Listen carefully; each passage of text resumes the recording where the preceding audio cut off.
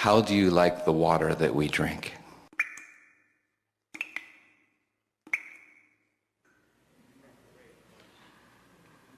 When you are in a state of unhappiness, doesn't matter how pure the water you drink is, you don't receive full benefit from it. So we would rather that you are joyfully connected, which means you are able to overlook the impurities in the water and still remain connected to source and drink impure water, than that you have the purest water that you can fashion in your worry and pushing against impurities.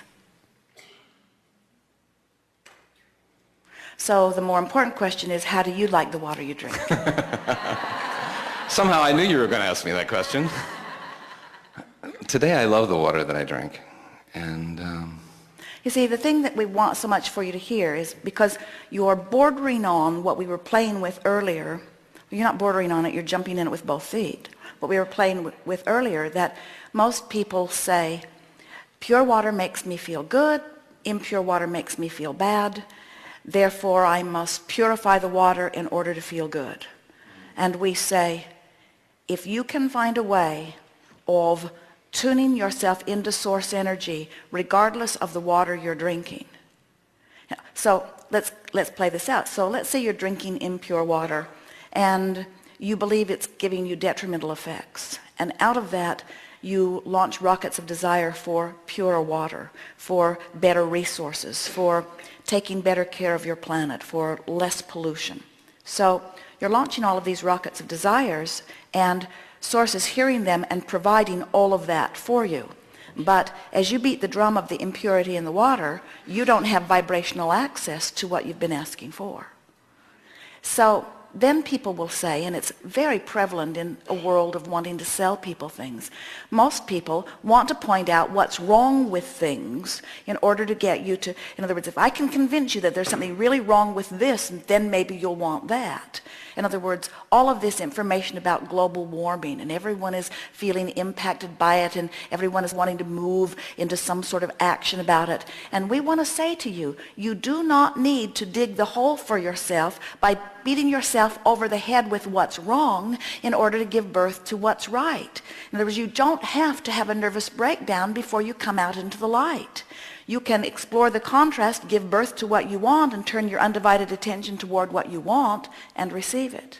So you will never find us to be proponents about what's wrong with your planet.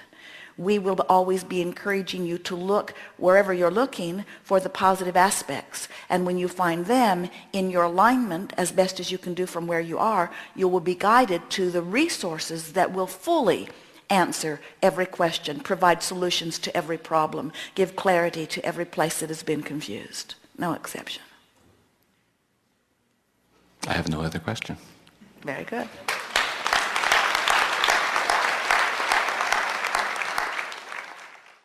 Just two quick questions, actually.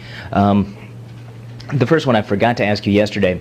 What I really wanted to hit at with preservatives in our food and alcohol, does that cut us off from our spirituality? No.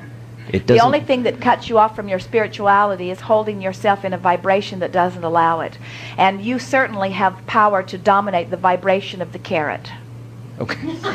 Okay. Man against carrot. Okay. That's clear. And what I'm hoping you could also expound a little bit on, what are our ideal sleep patterns? Is there an ideal pattern for the organism that is best? Yes. And what would that be? First, we want to explain to you the benefit of sleep.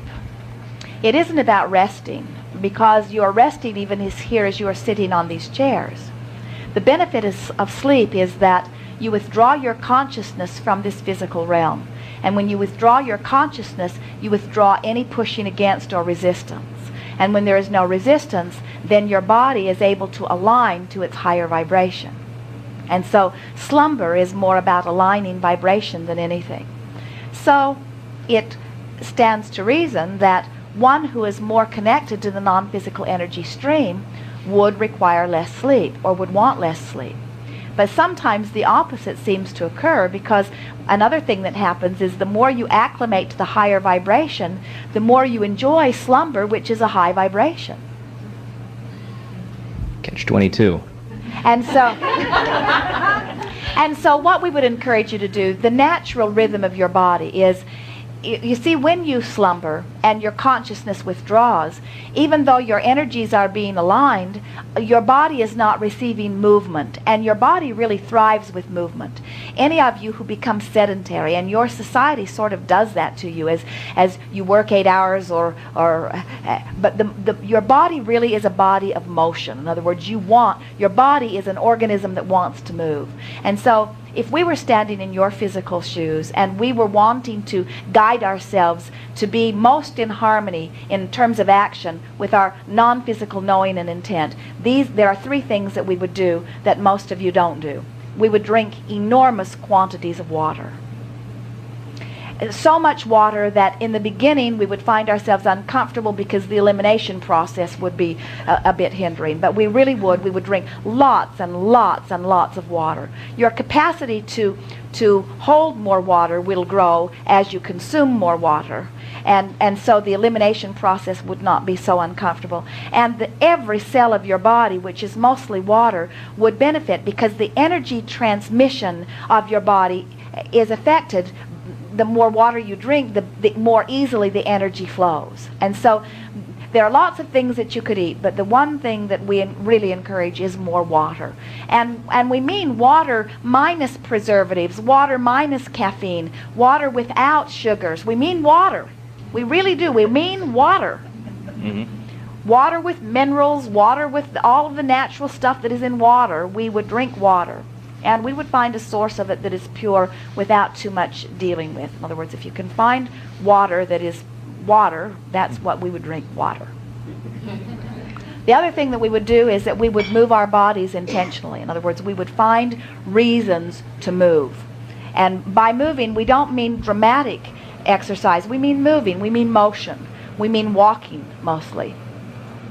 Moving the body, moving the arms, flexing the muscles, stretching the muscles, movement. And the third thing that we would do is that we would rest when we are tired and we would awaken when we are refreshed. In other words, we would try to follow a more natural rhythm. Now that's hard to do under the work environment that many of you live, but we would sleep shorter snatches more frequently. In other words, we'd take a little nap on the lunch hour if we could, and we'd snatch a little nap after work if we could, and we'd sleep a shorter expanse in the middle of the night. In other words, we would not sleep longer than 4 hours at any stretch, only because the body benefits so much by motion. Wow.